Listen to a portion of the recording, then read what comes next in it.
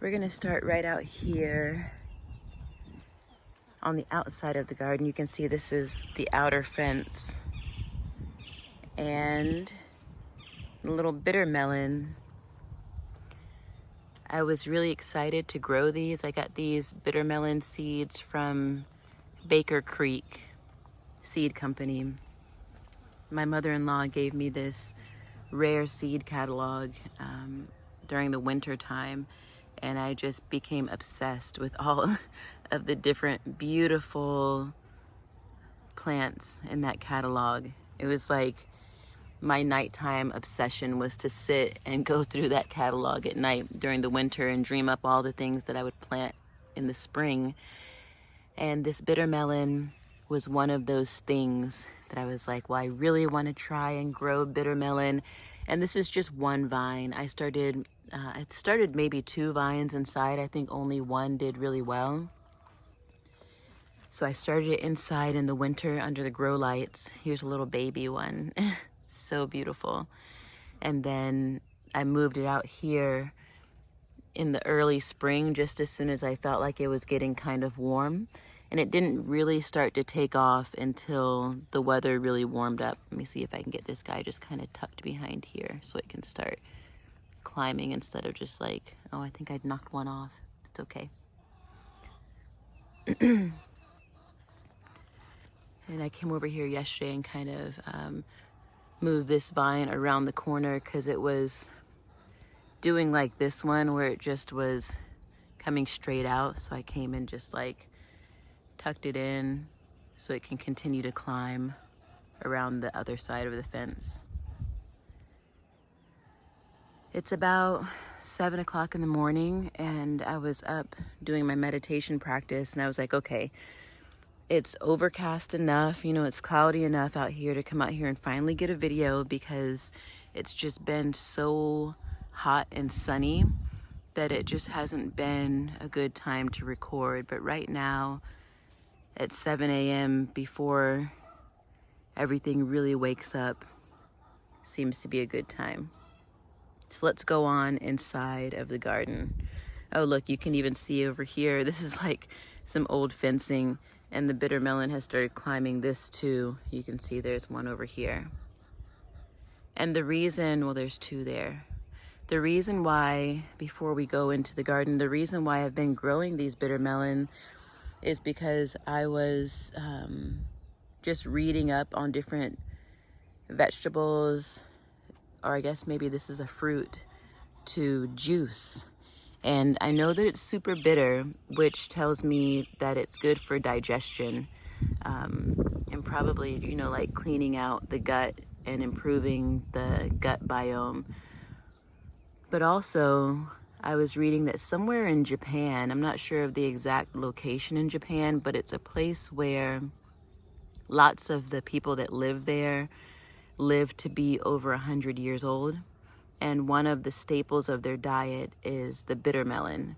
So I was like, okay, well, for longevity and vitality and digestion, I'm just gonna grow these. And I know they're super bitter, but maybe I can juice them and get some bitter melon in my diet. But I've been calling these dragon's eggs, and I'm not sure what Baker Creek calls them, but I just think that they look like dragon's eggs. They're so beautiful.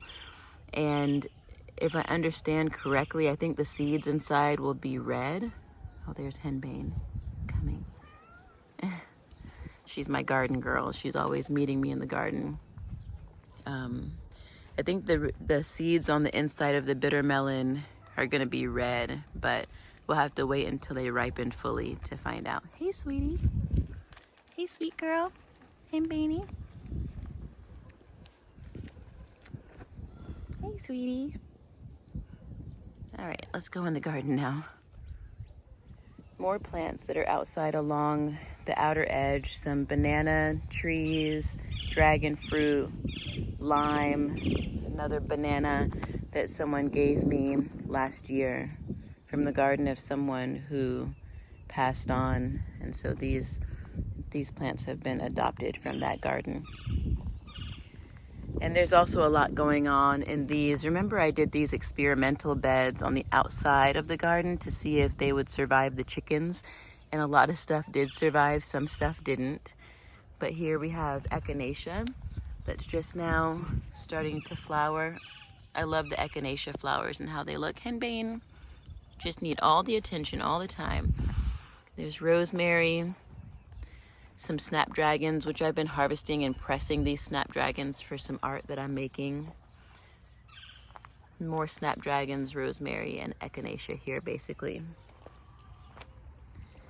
Then over here, my mess of tomatoes, really a mess. One of the stalks broke the other day. You can see here, it just like broke and fell over. Let me focus in. And so it just made all these plants just collapse. So I need to come and tie everything up. I don't think that it's dead. I think that it just needs some support because, you know, it's still green and the tomatoes are still popping off. Like, look at all these tomatoes in here.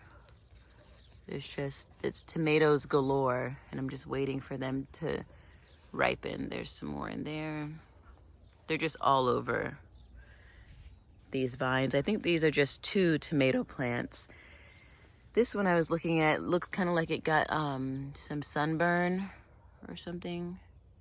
So it's not soft. It still feels like a regular tomato, so I think it'll be fine, but we'll see what's gonna happen with that one. There's some snapdragons underneath and some rue and stuff that's just being totally blocked out by these tomatoes right now. And you can see here the honeysuckle is starting to climb the fence. And I've been kind of training that around as well, like over here. We see this beautiful wisteria vine that a friend gave me. It's a really old wisteria that I just wrapped around the archway of the garden, and now the honeysuckle is starting to climb it. And the honeysuckle is starting to flower as well. So when I see it up here just kind of going off of the trellis, I come and just wind it around to keep it going. So that needs to happen again today. It's just growing a lot. All right, let's come on in here and see what's going on. Hi, sweetie. All right, here's a basic overview of the garden.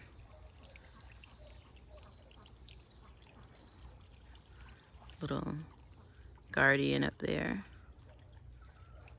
Of course, henbane. And I have some laundry going right now, so our gray water tank is just kind of overflowing, which is nice because it keeps things watered. Here's some datura moonflower that's still open from the evening. You see a little bee going in there. This is the first time I've actually brought the datura into the garden. It usually lives outside of the garden, but I do like having it in here. I just think it's such a beautiful plant. Even though it is poisonous, you know, I know how to identify it, and I certainly don't come out here and like harvest any datura for eating because it's definitely poisonous. It's a big old sunflower. These sunflowers are just like monstrous this year. And I planted this set of sunflowers, these 3 over here, or there's more than 3, there's like 6 or something. But after everything really got going in the garden, I came and just tucked in a few little sunflower seeds, and then they just really have taken off and gotten really big. The sunflowers are very impressive this year.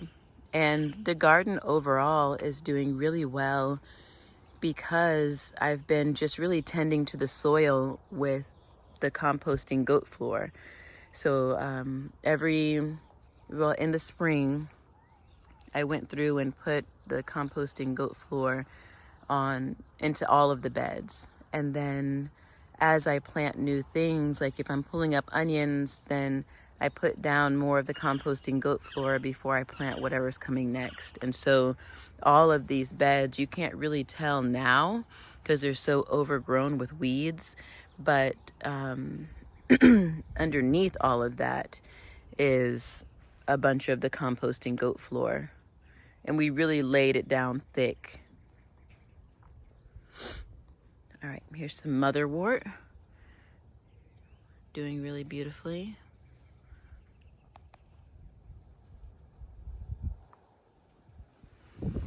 This looks like another sunflower in here that just hasn't opened its face yet. But you see just how healthy they are. Every leaf on these sunflowers is just so healthy.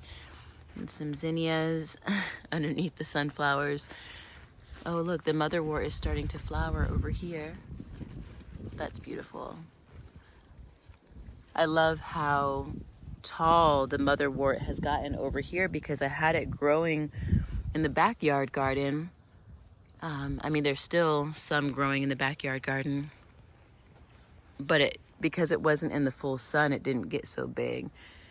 And the sunflower, I guess this one hasn't really opened its face yet either. I don't know if you can hear my voice well when I lift my phone up like that, but here's some roses. The roses have really taken off this year as well. Everything is kind of blended in together. This is another rose bush, a white rose bush, canna, zinnia. Here again, the honeysuckle climbing the fence, a beautiful sunflower with its face open, and some more that are coming into bloom. Then you can see over here, the tomatoes. And this tomato variety is some kind of like heirloom that does that on the bottom. They're completely healthy. It's not rotten or anything. It just has this like little wrinkly face on the bottom. Here's some cilantro that's going to seed that I'm gonna put in the still and distill the coriander because I think that'll smell really beautiful. I watched a video of a woman distilling coriander and she was talking about how beautiful the fragrance was as it was going through the still. So I really want to try that. And I think I have just enough over here and a little bit more over here. I'll show you. I have just enough to make a small batch of a hydrosol. This scarlet sage has really taken off. There was one plant there last year and this is all of its babies. The hummingbirds really love this plant.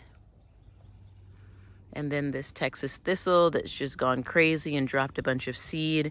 And we'll see how much thistle is all around the garden next year. I don't want probably more than one plant, so I'll probably be pulling that up for a long time.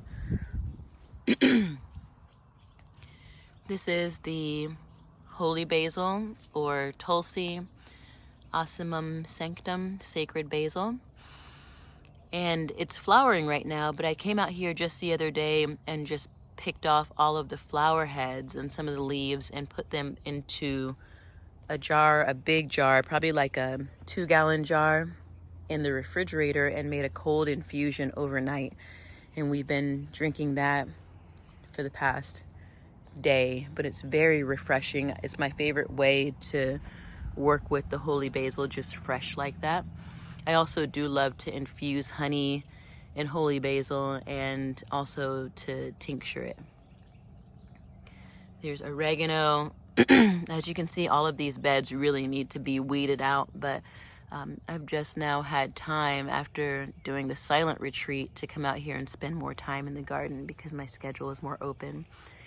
Here's spearmint, and I think this smells like hyssop. A friend gave me some little transplants and I'm just now seeing that in here, but it's definitely not spearmint. It looks different. Probably the same family. Let's see. Yep, square stems, opposite leaves, so probably in the mint family still. Here's that coriander I was telling you about, henbanes in a way, but you can see the cilantro is going to seed, and so I need to come out and harvest that probably this week and go ahead and distill it. The cannas are looking so big and healthy, and I'm hoping that we'll get some blooms this year. And there's more, this wall of cannas that I put back beyond the fence. You can see they're much shorter in comparison because this one is out in the full sun. So it does make a difference. Here's some roses. You can see I've been coming out and picking all the roses as they bloom. That's why you can see all the empty stems, because I've been drying roses all spring. The henna tree did not come back this year. It's right here. So I've been just waiting to see if it's going to be like a late start, because last year it didn't come back until June. So I'm just waiting to see if it's going to return. Today is June 13th. It's my nephew's birthday. So we're going to see him today. Hollyhocks, my first time growing hollyhocks, and you can see they're all empty too, because I've been coming and harvesting those for different formulations. They add a really soothing mucilaginous quality to herbal formulations. So I'm just drying them and storing them to see, you know, to use them maybe in like herbal baths and cough syrups and things like that, where a good soothing element is nice. These roses that are just starting to open this morning. Pomegranate tree, which is really taken off. Willow. The willow probably needs to come out of this pot and just go ahead into the ground, but again, I'm just getting back on track with all the things that need to happen in the garden. Here's a beautiful rock rose. I love the way the flowers on the rock rose look. They're just so sweet and precious. More canna. Excuse my voice. This is my morning voice. I haven't been talking at all. I've been doing some chanting and meditation, but my voice is still pretty raw. This is hibiscus roselle. And this came from the garden last year. I planted this beautiful plant by seed last year, and then in the fall I pulled it up and moved it inside, and then in the spring I moved it back outside. So that's my plan for the hibiscus roselle, and it's just really starting to take off. It kind of had a rough start and then it fell over, so you see I have it propped up, and I actually tied it up to the fence because it was getting so heavy it was falling over on itself. More crazy tomatoes. The tomatoes are just like off the charts this year.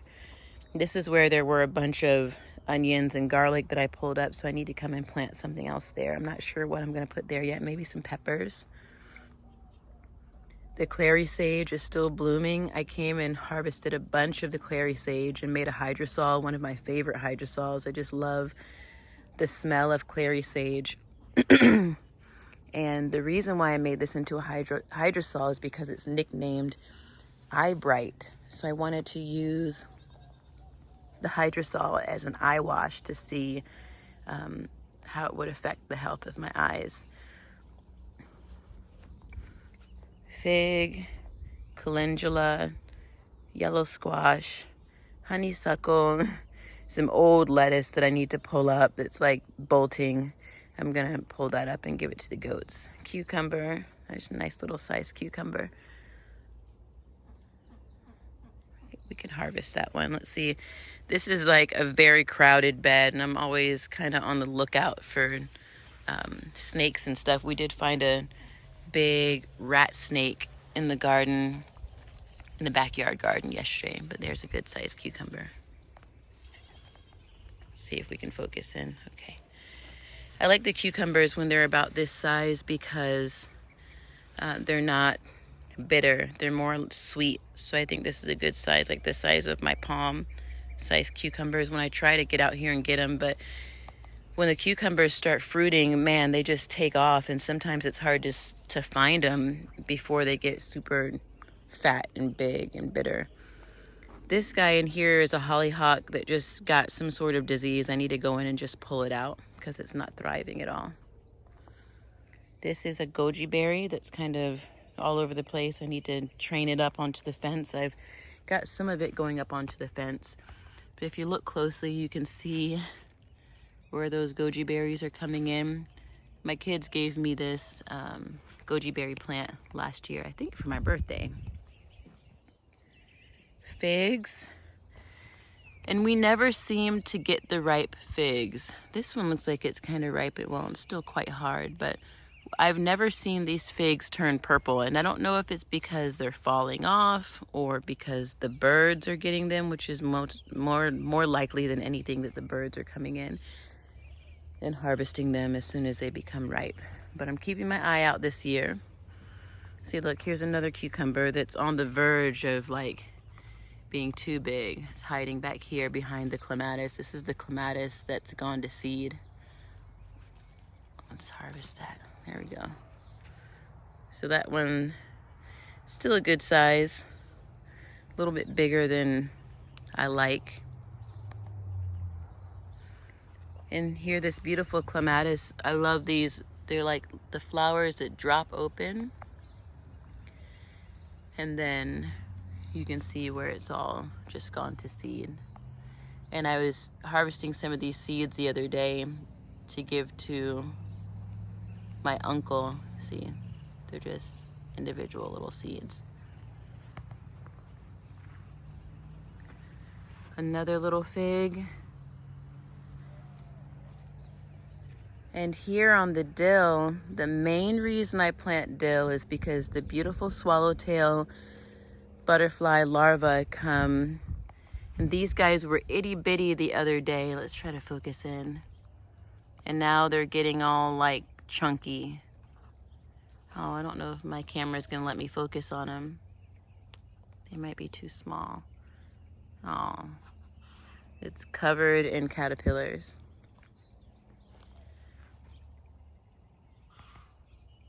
Oh, there we go. Look at how cute. And they'll get super fat and chunky. All they do is eat all day. You know, like that book, The Hungry Caterpillar, or The Very Hungry Caterpillar by Eric Carle. It's true. They just eat and eat and eat and eat. Here's a butterfly bush. I love the flowers on this because they look super like extraterrestrial. Just like the passion flowers. The Peggy Rose is still climbing. It's all tangled up with the passion vine now, but it's getting really tall. You can see it's all the way up here now, which is like as tall as me. More roses. I'm just so grateful for my mother's blessing that's really making the roses take off this year, because I have not been able to grow roses until I dedicated them to her. So thanks, Mom. Here's a passion flower that's getting ready to open. This one will probably open today when you start to see the purple like that. They usually open around 10 a.m. Here's some onions that probably need harvesting soon. I mean, I'm sure I could harvest them now, but I'm just kind of waiting until the tops fall over to harvest, so I feel like they have a bit longer. I've already pulled up so many onions that I just decided to give those a longer time in the ground. The passion vine is just going crazy this year. It just, some of it, so much of it actually is climbing the trellises, and then some of it I was just like, whatever, we'll just let it go over the beds. And so it's like kind of cascading over the beds, and you can see the flowers are just like all throughout everywhere. I think that's really beautiful. They're relinquishing some control over the passion vine, just kind of letting it do its thing. Here's some garden sage. This garden sage kind of struggled to make its way up out of the yarrow when the yarrow was flowering, but now everything is just like, it's having its time in the sun now, because the yarrow over here is already flowered and been harvested, and I made a hydrosol out of that as well. And all of the hydrosols are available for purchase on my website in the apothecary at bluecypressschool.org. So if you want to have some of the hydrosol at home, then you can just go there and order. This is more motherwort, another clary sage that I found when I pulled up something from over here, and there was like a little baby clary sage underneath. So that is going to get really big, as they tend to do. Here's the mint bed. So there's peppermint here, and you can see the changing of the leaves. This is lemon balm. Then over here is spearmint. And I have hydrosols of all of those as well. With the exception of peppermint, I still need to make a hydrosol of the peppermint. Another sunflower that I just kind of, every year I feel like I come and tuck sunflowers into the beds, and then nothing ever happens because the squirrels get them or the birds get them or they just get blocked out. But this year they've just taken off, and I think it really is due to that composting goat floor. Everything just has so much more nutrition in the soil. Here's strawberries. We've been battling the roly-polies, so the strawberries are finally tall enough to where they're up off of the ground so the roly-polies aren't like taking big bites out of them. They take surprisingly large bites out of things, the roly-polies. It's an ongoing battle to get stuff up off the ground so they can't reach it anymore. That's some old Swiss chard in there, I think, that I need to pull up and give to the goats. It's probably pretty bitter. And just tomatoes falling all over the place over here. Every year I'm like, oh, my tomatoes are going to be so neat and orderly. And then, I don't know, things heat up and the tomatoes just take off. And it's like, okay, well, maybe not this year, maybe next year. Some blackberries in there that are ripening. And this blackberry bush is thornless. The one in the backyard that produces a lot of blackberries has thorns on it, so I wanted to make sure that the ones out here in the front garden where I'm, where everything is going to kind of tangle up with the passion vine, that it didn't have thorns, because those are hard to deal with sometimes. And here's one of those Gulf fritillary caterpillars. I'm just focusing on him eating up the passion vine, but there's so much passion vine that's just so abundant this year that the caterpillars really can eat their fill and they're not gonna make a dent in it, so they're welcome. These are patty pan squash. I harvested quite a few of these yesterday, but you can see, oh, there's one that's coming. I love patty pan squash because they look like little UFOs to me. Like the shape is like a UFO. So I planted a bunch of patty pans over here because I really love the way they taste, and they're so easy to cook and throw in soups, or you can roast them or whatever. And being on the GAPS protocol, you can't have starchy vegetables, but you can have winter and summer squash. So over here, these are some pumpkins, and then I also planted some watermelon over here. This is probably old greens from the spring. Like there's some chard that's coming back. But these guys, all of these vines are just new, and they're gonna climb up this trellis. So hopefully we'll have some pumpkins and watermelons hanging down off the trellis really soon with all of these beautiful passion flowers. See, this one is like partially open. Here, let me come around to the other side.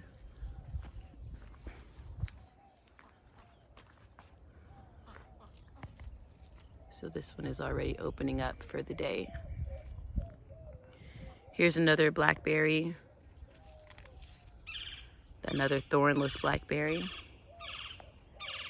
And now we're kind of on the final quadrant of the garden.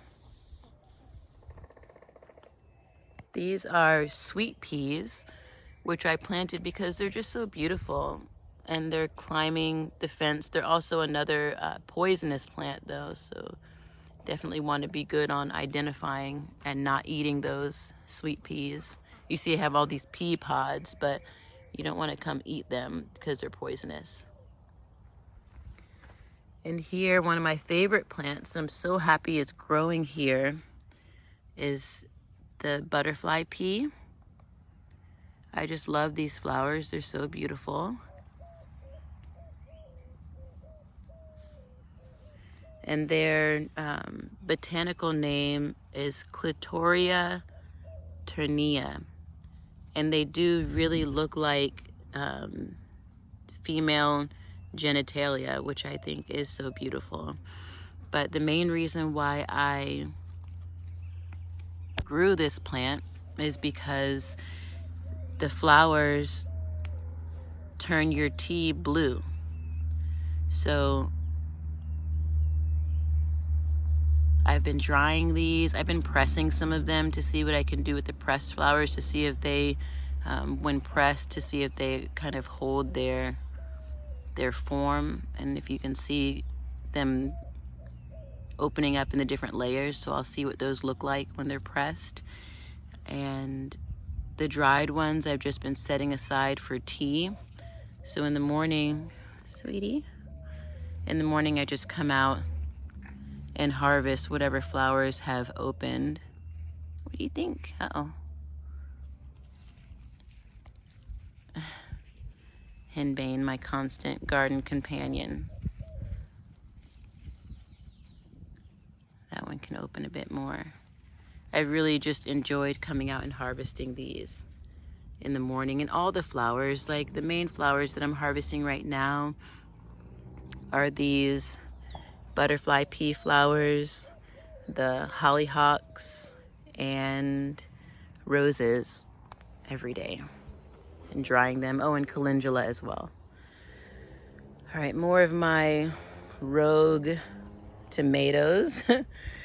They're just like all over the place. Just this one is not doing so well. You can see the leaves are turning yellow and stuff, but I'm not really worried about it. It's still fruiting. I mean, it's just been so hot, so maybe the leaves are getting burnt from water touching them or something like that, but I'm not worried about the tomatoes at all. And there's some Romas in there. Then there's some that are called Oxheart. There's some Big Boy. There's just a bunch of different varieties. I think these ones over here are Roma. And these, the plants here in the front have kind of fallen over, but the ones that I managed to tie up to the fence are doing really well. So we'll see. I'm not going to pull anything out. Just going to let them do their thing and see what happens. This is some corn that I just planted recently that's just being overrun with weeds as well.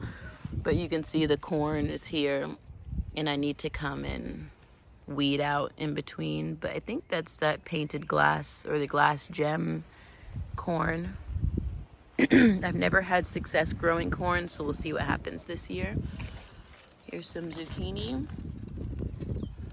And I harvested a bunch of zucchini yesterday, and you can see it down, there's one down there. But it seems like some kind of critters have been getting into you see the stem is not healthy, so it hasn't kept this zucchini from fruiting, so I'm not too worried about it. I'm just kind of hands off in the garden this year for the most part, just because I've been so busy.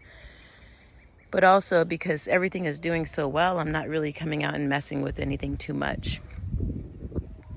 That's a vitex tree, a little baby vitex tree that's just starting to grow up in the full sun. A bunch of snapdragons that are going to seed, some gomphrena, more strawberries, which I think are pretty much done, but they're perennial here, so they'll be back.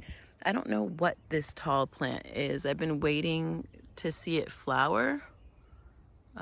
To see what's happening with it. I think I read somewhere it was called fleabane or something like that. I'm not familiar with that, but it is pretty. And more hollyhocks that are actively in bloom. I love how tall the hollyhocks got. Those are probably at least 8 feet tall. Maybe not, I don't know, maybe 7 feet tall. Definitely taller than me. And then here, more cannas and sunflowers that are going to seed. Here we can see the sunflower seeds, which are just so interesting to see the seed heads. Let me brush that off. There's so many seeds in one sunflower. If you can see them all. Look at those seeds. And they're really big from these mammoth sunflowers. So So I've been just kind of coming out and knocking out some of the seeds for next year's sunflowers, and I've been saving some to pass on and share. The canna leaves are so beautiful too. They're like super psychedelic, the colors, how bright the green comes. And over here is some cantaloupe that's starting to really do well. Now that it's so hot, the cantaloupe is really taking off. This is just a random pineapple that we ate and threw into the garden to see what would happen. This is some other kind of squash. It hasn't produced any fruit just yet, but you can see it's flowering. The rue is really getting blocked off by these huge sunflowers. Like, look at that, wow. Crazy.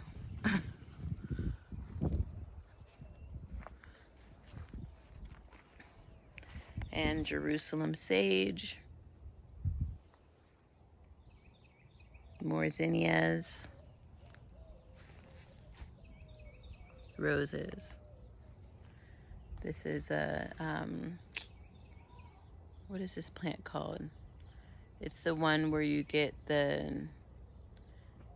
it's from Hawaii. I can't remember the name, but they make leis out of the flowers.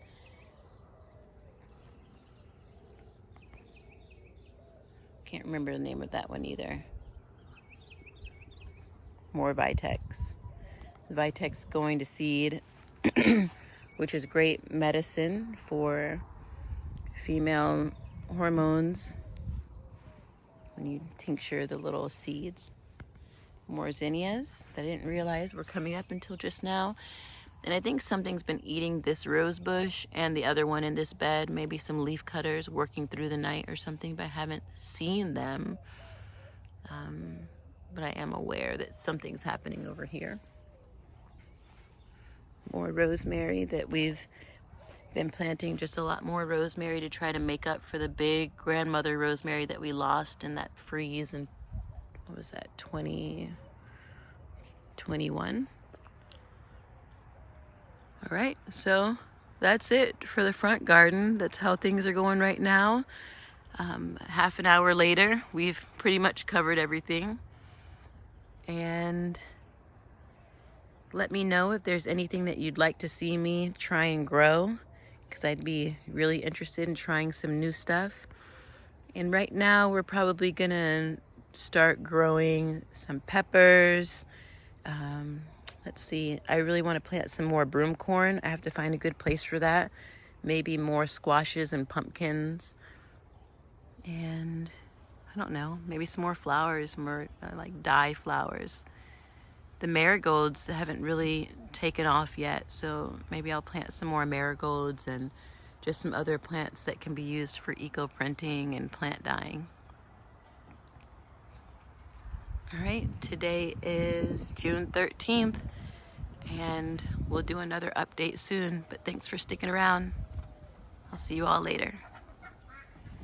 Oh, and here's another area of the garden that's been extended. This is a pumpkin that's like taken over some elder trees. There's elder trees there.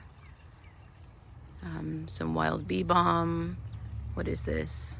It's another elder tree. Peach tree. That's where I moved the empress tree. Peach and apricot. And then there's some blackberries and some figs over here as well. But the main attraction really is this pumpkin.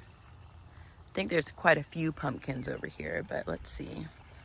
There's maybe 2 or 3 pumpkin plants. And I just noticed, yesterday there's some little pumpkins come in. I don't know what kind of pumpkins these are, but we'll find out soon enough. See, there's another one over there.